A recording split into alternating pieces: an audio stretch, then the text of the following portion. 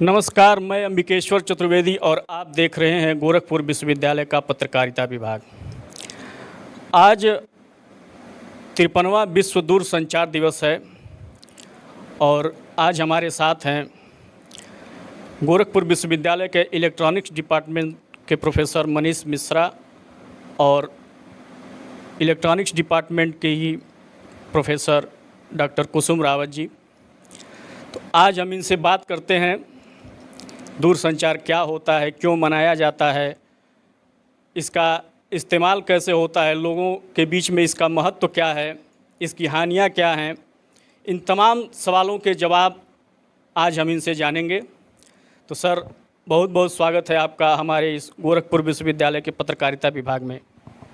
आपका भी स्वागत है और हम लोग इस परिचर्चा से अवश्य ही कुछ सीखने को और कुछ शेयर करने को मिलेगा और मैं आपका आभारी हूं कि आपने इसके लिए हम लोगों का चयन किया। मैम, आपका भी बहुत बहुत स्वागत है हमारे इस गोरखपुर विश्वविद्यालय के पत्रकारिता विभाग में। Thank you very much for inviting us, and we will look forward to answer your some certain questions.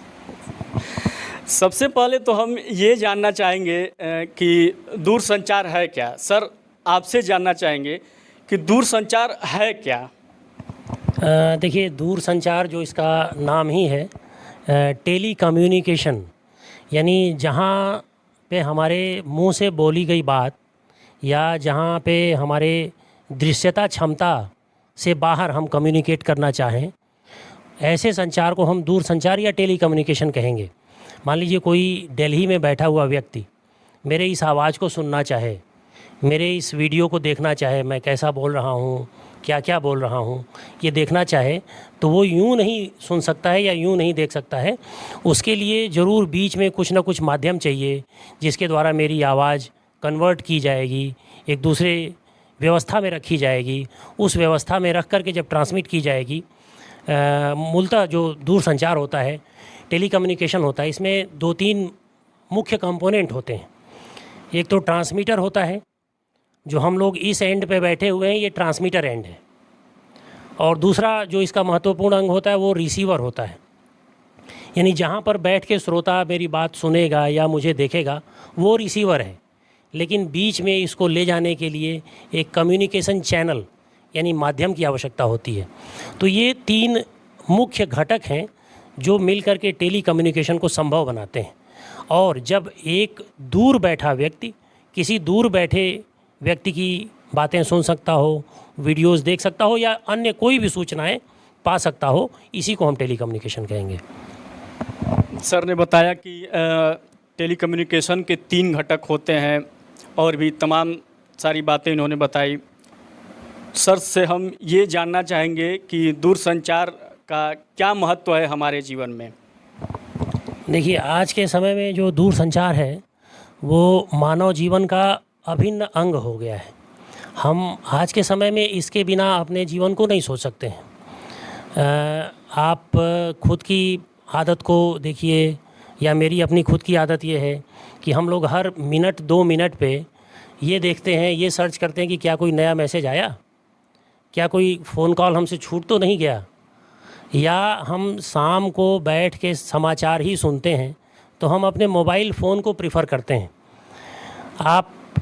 हम आप सभी लगभग एक उम्र के हैं, लगभग एक फीलिंग रखे हुए हैं। यदि हमें आपको ध्यान होगा तो हर एक समय में, हर एक कालखंड में दूर संचार के जो इक्विपमेंट यूज़ किए जा रहे होते हैं उसके हीरोज़ अलग अलग होते हैं। जैसे एक समय में रेडियो दूर संचार का हीरो हुआ करता था। लोग समाचार रेडियो पे सुना करते थे, लोग अपने सारे मनोरंजन रेडियो पे किया करते थे। वो लंबा दौर चला जबकि रेडियो कायम रहा।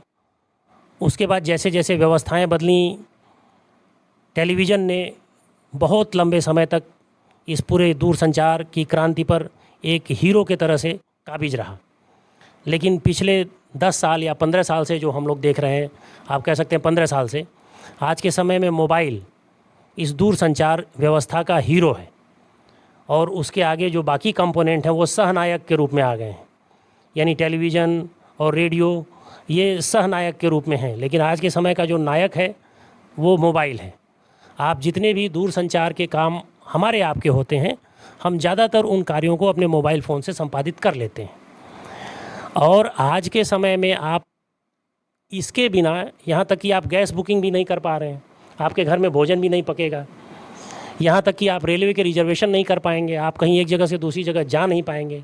आपकी पर्सनल आइडेंटिटी कोई आपसे पूछता है तो आप अपना आधार कार्ड निकालने के बजाय आप कहीं ई रिसोर्स से बैठे बैठे उसको अपना आधार कार्ड दिखा देते हैं, आप अपने पहचान पत्र उसे दिखा देते हैं।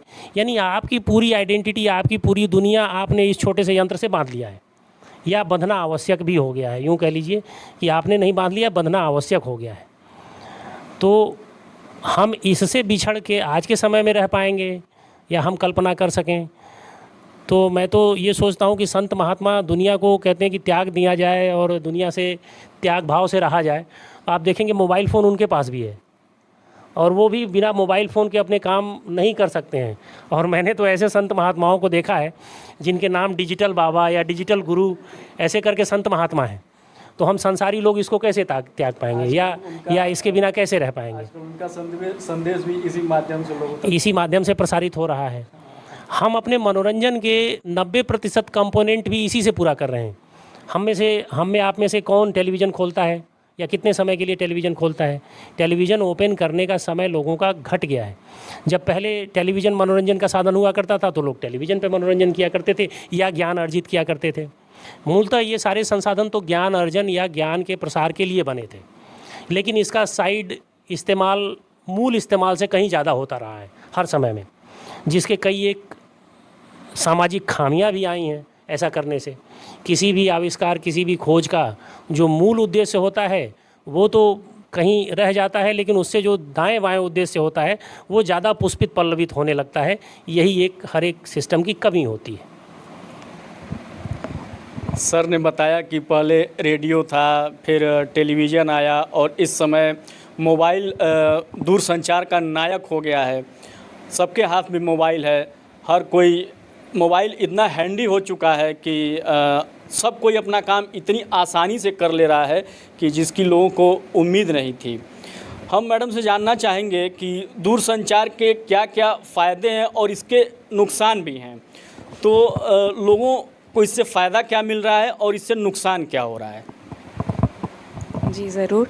देखिए, फ़ायदे तो सर ने काफ़ी सारे गिनवा ही दिए हैं कि हम लोग बैठे बैठे सारी इन्फॉर्मेशन, क्या अभी न्यूज़ में, क्या अभी ट्विटर पे ट्रेंड चल रहा है, क्या अभी देश में एक एक सेकंड में पल पल की घटना हमारे मोबाइल पे हमारे सामने विजिबल हो जाती है just because of this communication.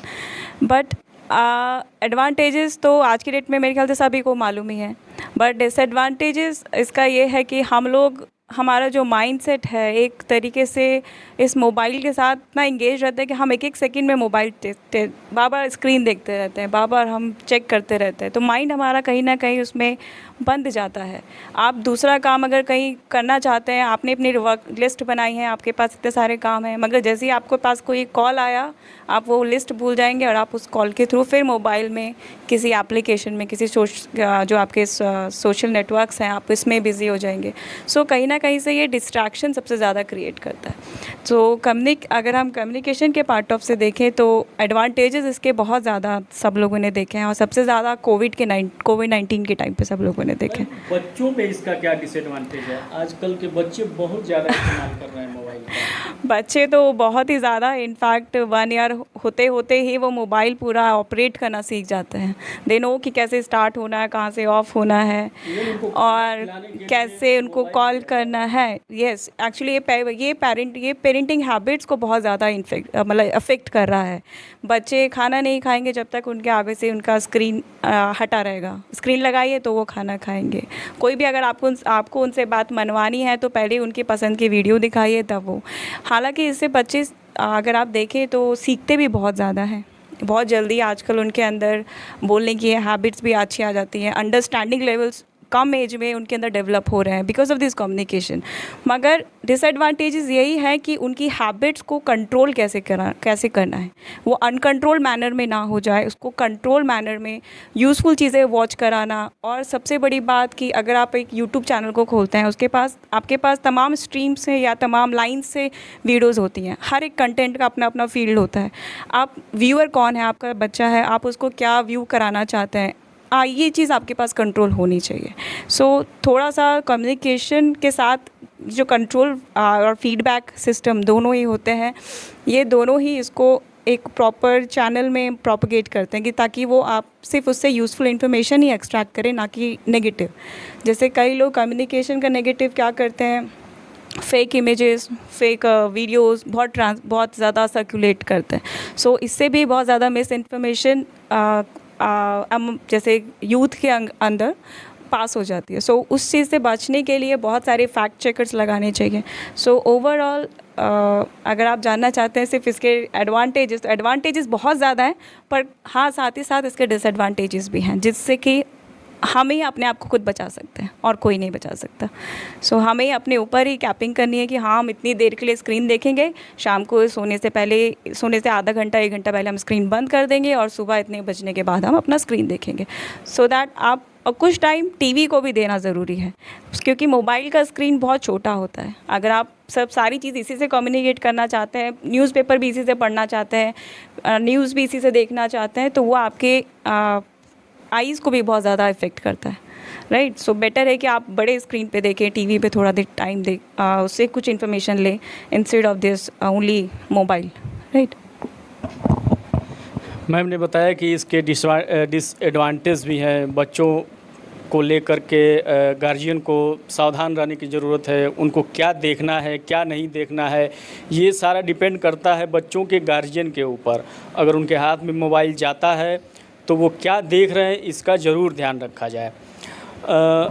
Telecommunication दूरसंचार ने कोविड-19 में बड़ी महत्वपूर्ण भूमिका निभाई थी। तो सर से हम जानना चाहेंगे कि कोविड-19 में दूरसंचार की क्या भूमिका रही और कैसे सरकार ने इसका इस्तेमाल किया लोगों को जागरूक करने के लिए।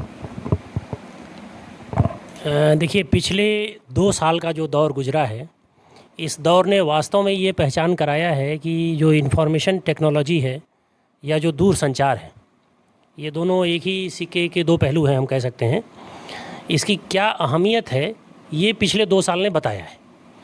और हम क्लासेस नहीं ऑन हैं हमारे, फिर भी हम पढ़ाई कर सकते हैं। हम बैंक नहीं जाना है, फिर भी हम सारे फाइनेंशियल ट्रांजैक्शन कर सकते हैं। हम अपनी मेडिसिन्स घर बैठे मंगा सकते हैं। हम अपने सामान घर बैठे मंगा सकते हैं। इसका अधिकतम उपयोग इन्हीं पिछले 2 वर्षों में हुआ है। और कोविड में किसने वैक्सीन अपना स्लॉट बुक करके ऑनलाइन नहीं लगवाया? सभी ने लगवाया होगा। डॉक्टर्स का कंसल्टेशन हमें फिजिकली नहीं जाना पड़ता था, हमें सारे दवाएं, सारे कंसल्टेशन हमें ऑनलाइन मिल जाया करते थे। हम वीडियो कॉल से डॉक्टर से बात कर लिया करते थे। बच्चों के तबीयत ख़राब हुए, उनको भी हम ज़्यादातर वीडियो कॉल से बात करके दवाएं मंगा के हम सभी लोग ठीक हुए हैं। ये दौर सभी ने देखा है। हम इसकी जितनी प्रशंसा करें उतना कम है। टेलीकम्युनिकेशन की या इंफॉर्मेशन टेक्नोलॉजी की या उससे जनरेटेड जो सिस्टम है उसकी, मोबाइल सिस्टम उसी से जनरेटेड एक सिस्टम है। लेकिन मैं बार बार ये कहता हूँ कि हर फ़ायदेमंद चीज़ एक लिमिट के बाद नुकसानदेह होती है। हम आप सभी जानते हैं कि देसी घी बहुत फ़ायदेमंद होता है, लेकिन आप उसको एक लिमिट के बाद खा के देखिए। हम आप सभी जानते हैं कि फल बहुत फ़ायदेमंद होता है, लेकिन एक लिमिट से ज़्यादा खा के देखिए, आपको अगले दिन उल्टियाँ शुरू हो जाएंगी।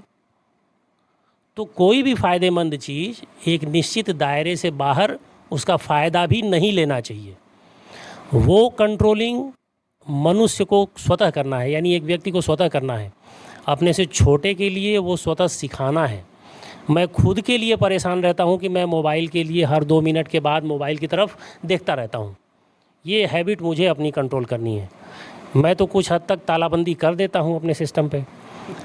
जो मुझसे संबद्ध सिस्टम है उनको भी ये समझना चाहिए कि मैं इस पे तालाबंदी करता हूँ तो क्यों करता हूँ, और उन्हें भी तालाबंदी करना चाहिए एक निश्चित यूज के बाद। क्योंकि मानव जीवन मोबाइल से या किसी भी इक्विपमेंट से बंध जाने के लिए नहीं है।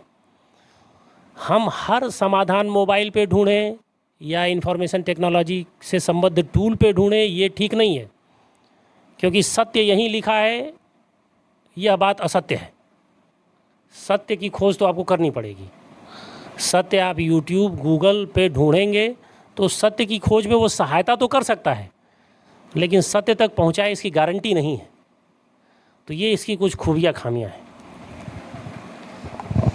सर ने बताया कि कोविड-19 में कैसे दूरसंचार ने इतनी महत्वपूर्ण भूमिका निभाई और हर चीज़ गूगल पर, यूट्यूब पर ढूंढना अच्छी बात नहीं है। मेरे हिसाब से वहाँ पर भी कोई पर्सन ही लिखता है अपने विचार, तो हमें उस चीज़ को ढूंढने के लिए खुद प्रयास करना चाहिए।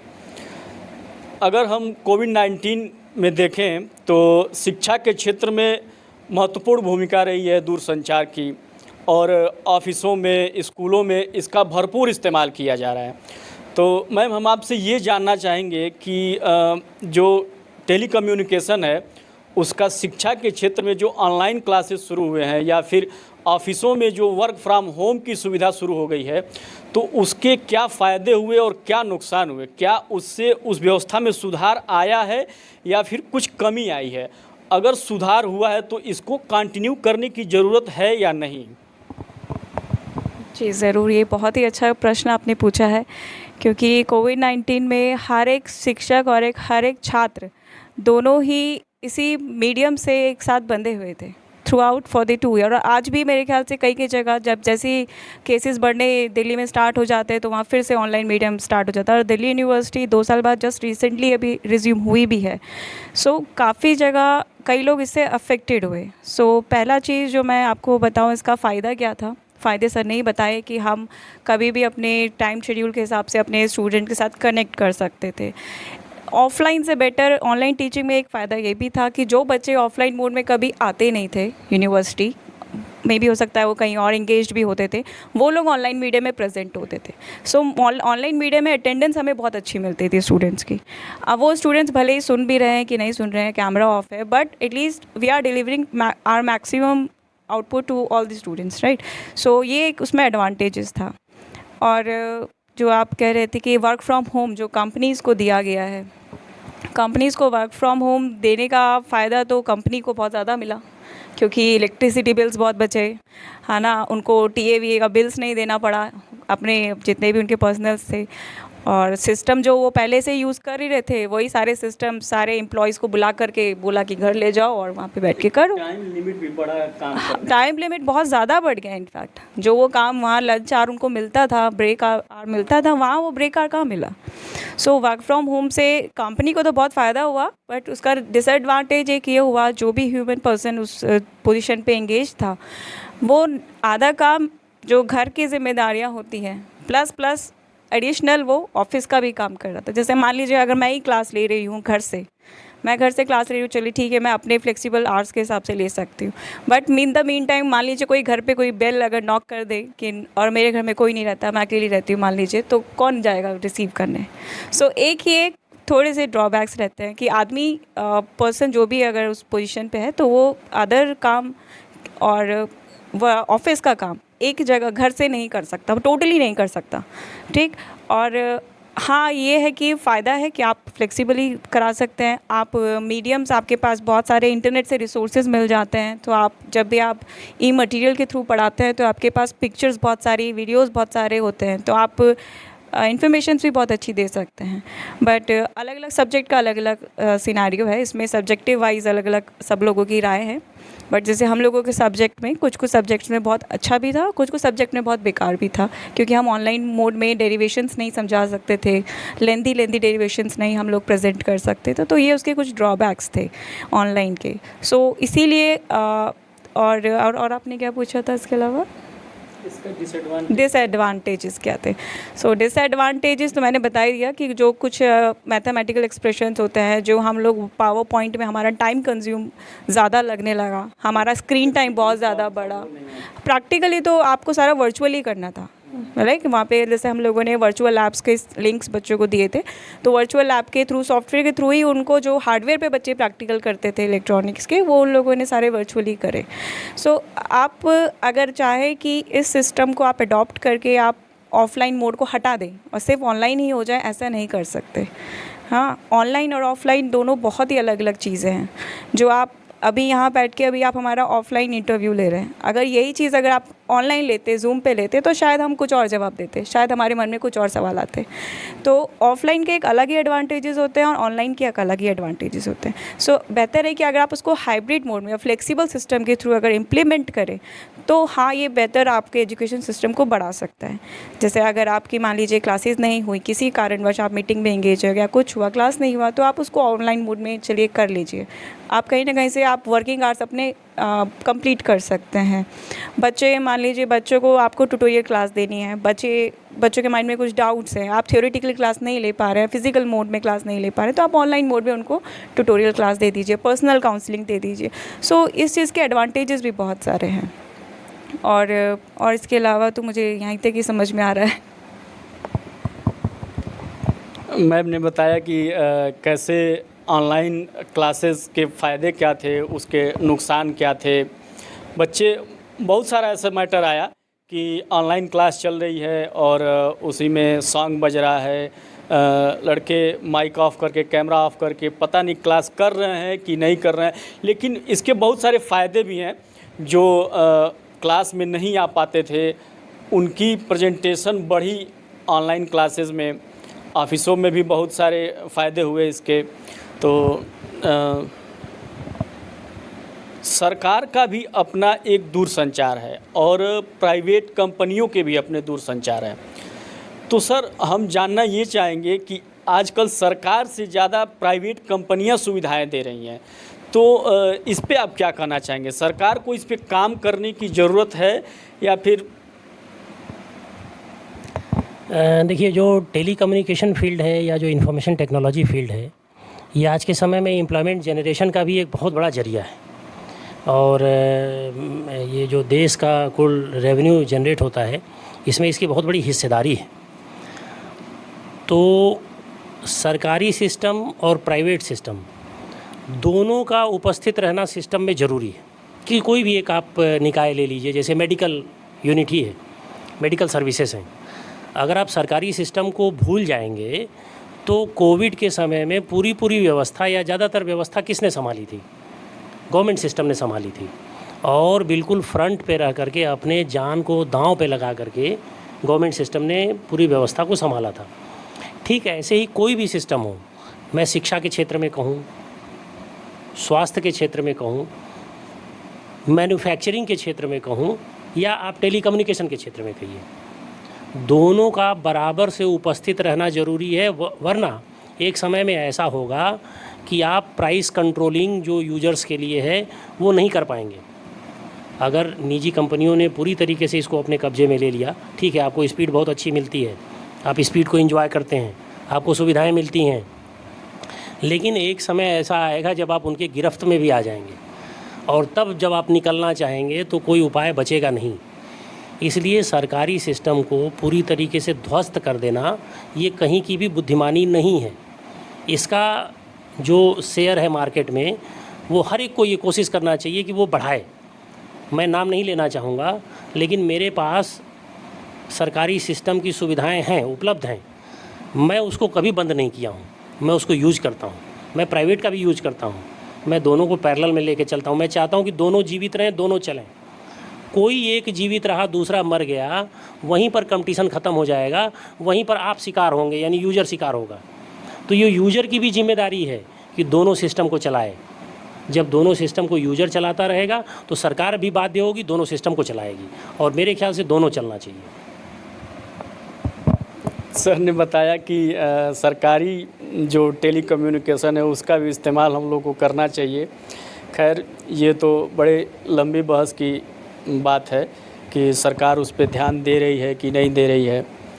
अगर हम बात करें टेली कम्युनिकेशन की, तो मैम ये टेली कम्युनिकेशन के माध्यम से जो लोगों की प्राइवेसी जो ख़त्म हो रही है, जैसे आजकल ऑनलाइन पेमेंट की व्यवस्था आ गई है, लोग गूगल पे अपने बहुत सारे फ़ोटोज़ रख रहे हैं या फिर आईडी हैक हो रही है, ये तमाम सारी घटनाएं डेली देखने को मिलती हैं।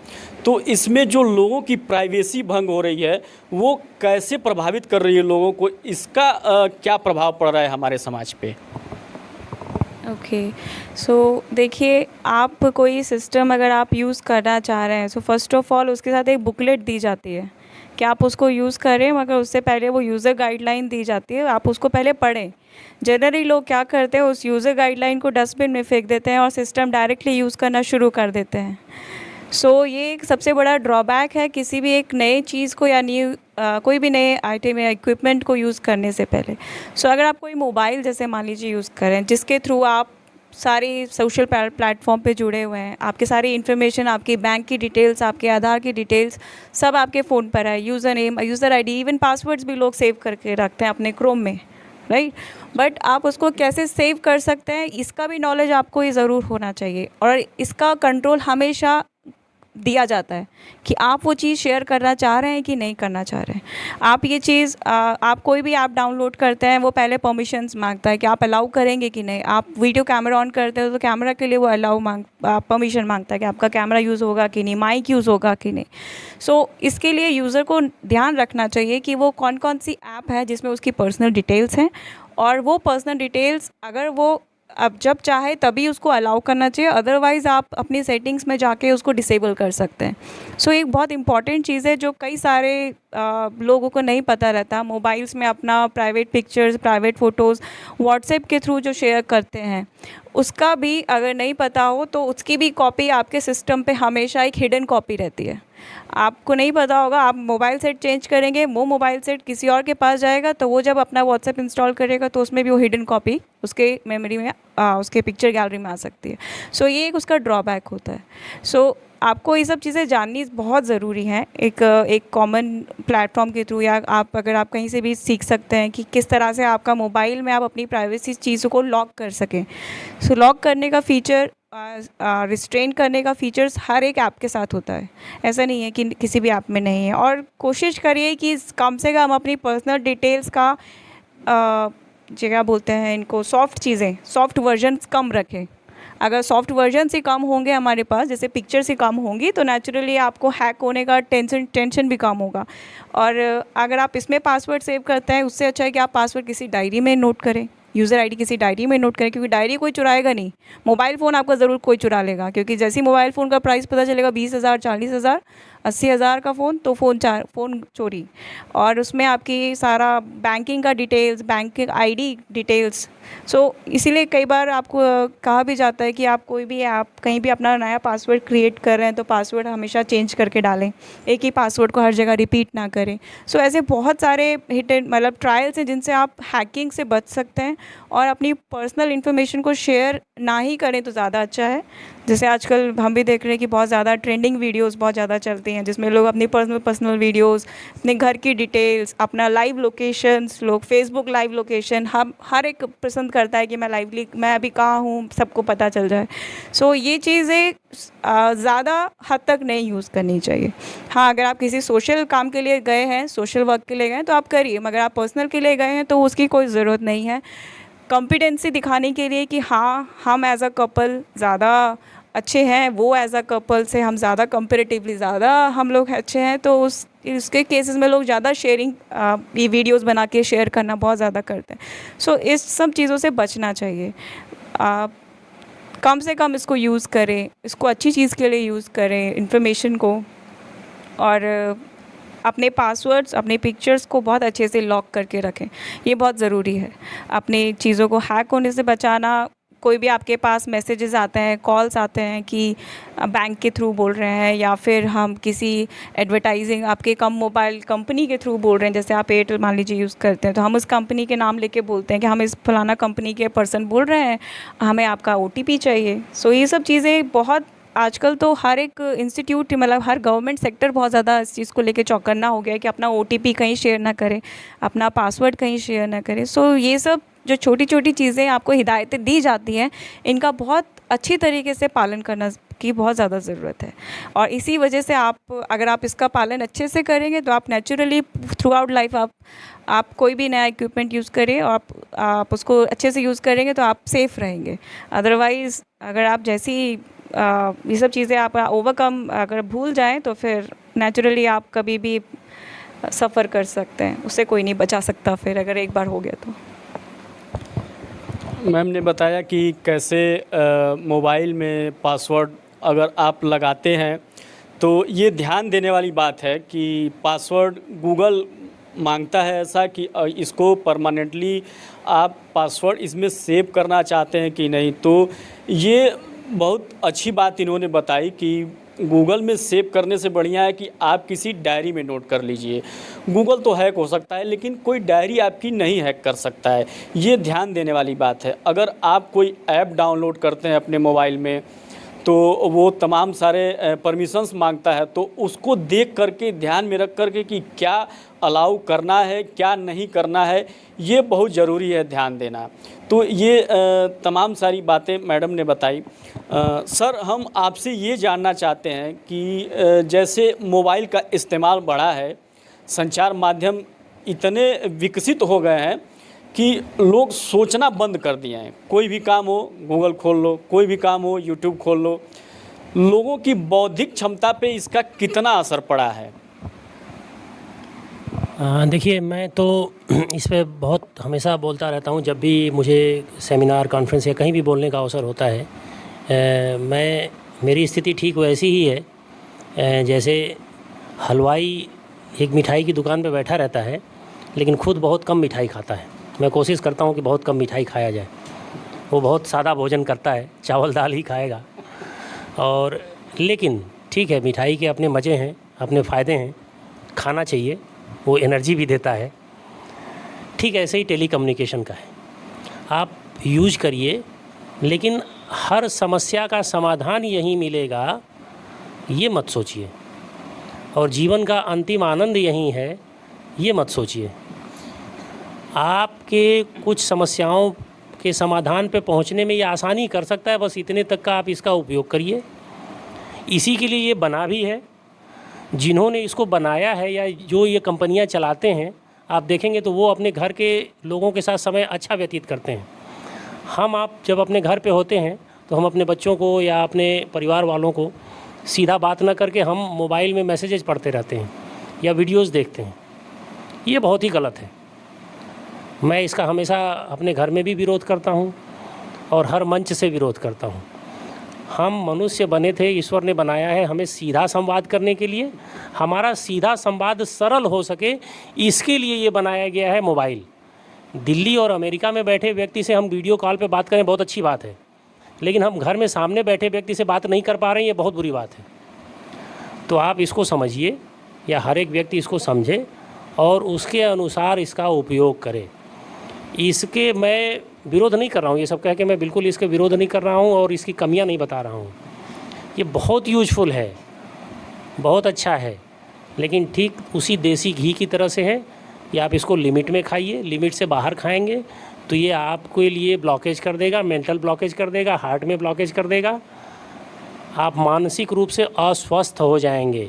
आज के समय में ऐसे मानसिक अस्वस्थों की संख्या समाज में बढ़ रही है। आप ध्यान से देखें, लोग व्हाट्सएप के स्टेटस, फेसबुक के स्टेटस अपनी मानसिक उल्टियाँ निकालते हैं उस पर। तो ये ऐसी स्थिति ना आवे कि लोग अपनी मानसिक उल्टियाँ उस पर निकालें। जो कुछ भी कहना है सामने भी कह सकते हैं। तो ऐसा समाज ना बने, इसका सबको ध्यान रखना है। ये बहुत अच्छी बात सर ने बताई कि लोग अपनी मानसिक उल्टियाँ निकालते हैं। अगर किसी का विवाद चल रहा है तो वो उस पे अपना स्टेटस लगाते हैं व्हाट्सएप पे कि आज ऐसे हुआ, या फिर व्यंग लिखते हैं। इस तरह की बातें अक्सर देखने को मिलती हैं। आजकल तो ऐसा हो गया है कि लोग सामने से कम बात करते हैं और मोबाइल पे व्हाट्सएप पे ज़्यादा बात करते हैं, और जब सामने मिलते हैं तो ऐसा लगता है कि बात क्या करें, सारी बात तो हम कर चुके हैं, अब बचा क्या है बात करने के लिए। तो ये बहुत सारी चीज़ें हैं।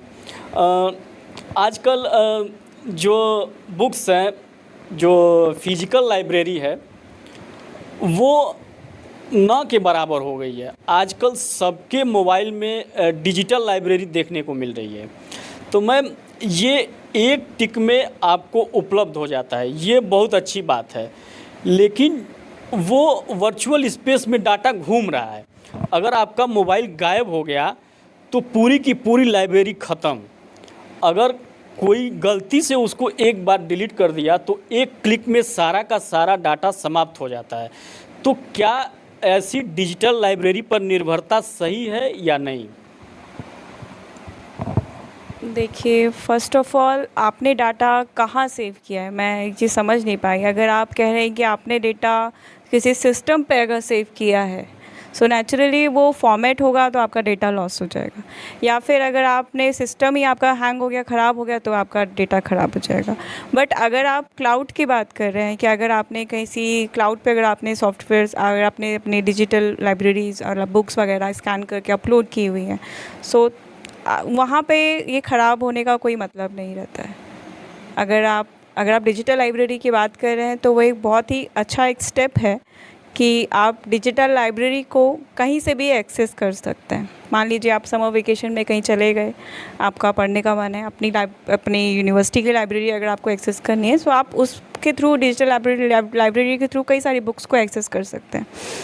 और अगर आप ये कहना चाह रहे हैं कि ऑफ़लाइन मोड को पूरा हटा दें, मतलब फ़िज़िकल लाइब्रेरी बंद ही कर दें और सिर्फ डिजिटल कर दें, तो ये एकदम असंभव है।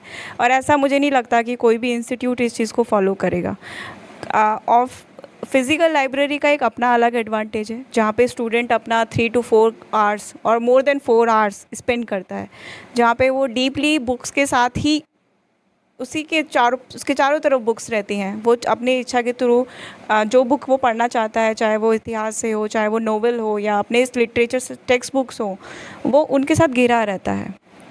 सो फ़िज़िकल लाइब्रेरी का एक अपना अलग ही इम्पोर्टेंस है और वो कभी भी बंद नहीं हो सकती, वो हमेशा रहेगी। बट डिजिटल का एडवांटेज ये है कि आप उसको कहीं से भी एक्सेस कर सकते हैं, राइट। अगर आपके पास मान लीजिए आप नई यूनिवर्सिटी आ सकते हैं, आप बीमार हैं, आप घर से पढ़ना चाह रहे हैं, तो आप डिजिटल लाइब्रेरी का वहाँ से एक्सेस कर सकते हैं। सो ये बहुत ही अच्छा एक स्टेप है डिजिटल लाइब्रेरी का कि आप सारी बुक्स को स्कैन करके डिजिटल फॉर्म में सेव करिए।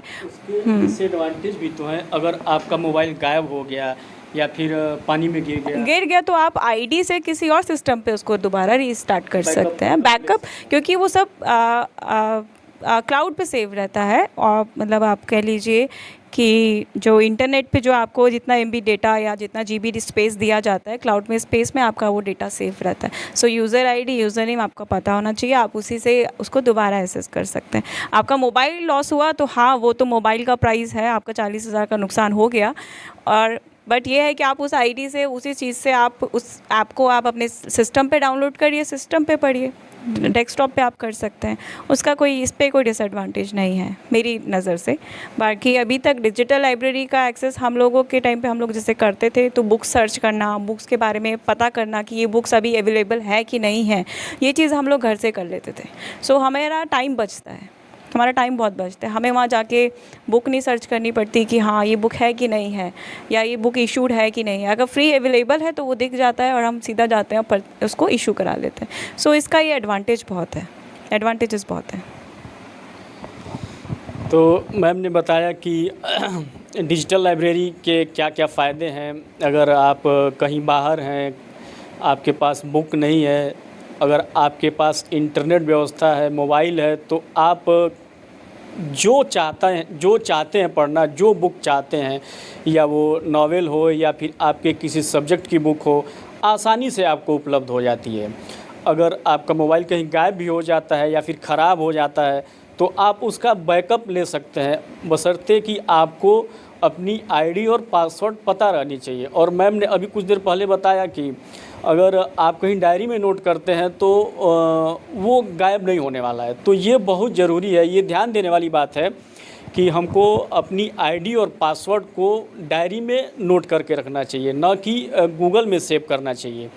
तो आज टेली कम्युनिकेशन डे, दूरसंचार दिवस के अवसर पर हमारे साथ थे प्रोफेसर मनीष मिश्रा और डॉक्टर कुसुम रावत जी, जो इलेक्ट्रॉनिक्स डिपार्टमेंट के प्रोफेसर हैं। तो आज इनसे तमाम सारे मुद्दों पे बातें हुई। दूरसंचार क्या होता है, कैसे कोविड-19 में दूरसंचार ने अहम भूमिका निभाई, लोगों को जागरूक किया, और ख़ास करके वैक्सीनेशन को लेकर के सरकार ने इतना ज़्यादा इस्तेमाल किया टेली कम्युनिकेशन का। और सबसे ज़्यादा टेलीकम्युनिकेशन का फ़ायदा हमारे देश के प्रधानमंत्री नरेंद्र मोदी उठाते हैं। रेडियो के माध्यम से वो दूर बैठे गांव में हर एक व्यक्ति तक अपनी बात पहुंचाते हैं। ये सबसे बड़ा फ़ायदा हमको इस समय में देखने को मिल रहा है टेलीकम्युनिकेशन का। और भी तमाम सारे फ़ायदे हैं, इसके डिसएडवांटेज भी हैं। बहुत सारी राजनीतिक पार्टियां अपनी राजनीतिक रोटियां सेकने के लिए इसके तमाम दुरुपयोग भी करते हैं। इससे बहुत सारे फेक फ़ोटोज़, फेक वीडियोज़ लोगों में फैला करके दंगे भड़काए जा रहे हैं। वो अलग की बात है कि जांच का विषय है कि वो सही है या गलत है। तो ये आपको डिसाइड करना है कि आप जो देख रहे हैं वो सही है या गलत है, ये बहुत ज़रूरी है। तो बहुत बहुत धन्यवाद सर, अपना कीमती समय देने के लिए गोरखपुर की पत्रकारिता विभाग को। आप लोगों को बहुत बहुत धन्यवाद। और आप लोगों ने इंफॉर्मेशन टेक्नोलॉजी डे पे ये कार्यक्रम रखा, और मूलतः जो इसका उद्देश्य है वो टेलीकम्युनिकेशन डे पर आप लोगों ने इस कार्यक्रम को रखा। और वास्तव में टेलीकम्युनिकेशन ने ही दुनिया के एक कोने में बैठे व्यक्ति को दूसरे कोने से जोड़ दिया, और ये जुड़ाव ज़्यादा से ज़्यादा हो, इसीलिए ये डे सेलिब्रेट किया जाता है। तो ये जुड़ाव ज़्यादा से ज़्यादा हो, हम लोग सभी लोग इसके लिए प्रयास करें, लेकिन जुड़ाव हो, तुड़ाव ना हो, इसका भी प्रयास करें। सर बहुत अच्छी बात बोले कि जुड़ाव हो, तुड़ाव ना हो। मैम, आपका भी बहुत बहुत धन्यवाद इतना कीमती समय देने के लिए हम लोगों को। थैंक यू आप दोनों को कि आप लोगों ने हम लोगों को इस टॉपिक पे अपने व्यूज़ रखने का एक प्लेटफॉर्म दिया। अदरवाइज़ हम लोग कम्युनिकेशन सिस्टम्स तो पढ़ाते ही हैं, और जिसमें हम सारे इलेक्ट्रॉनिक्स कंपोनेंट और रिसीवर्स, ट्रांसरिसीवर्स ये सब पढ़ते हैं, बट एक्चुअल उसको कहाँ यूज़ करते हैं, कैसे यूज़ करते हैं, क्या इसके फ़ायदे, प्रोज एंड कॉन्स, इस पे जो थॉट्स आप लोगों ने हम लोगों के मन में स्टार्ट किए हैं, उसके लिए थैंक यू वेरी मच। मुझे आशा ही नहीं, पूरा विश्वास है कि जो लोग ये वीडियो देख रहे होंगे या फिर देखेंगे, उनको सर के और मैम के बातों से ज़रूर फ़ायदा मिलेगा। तो मैं अंबिकेश्वर चतुर्वेदी और कैमरे पर हैं विजय शंकर।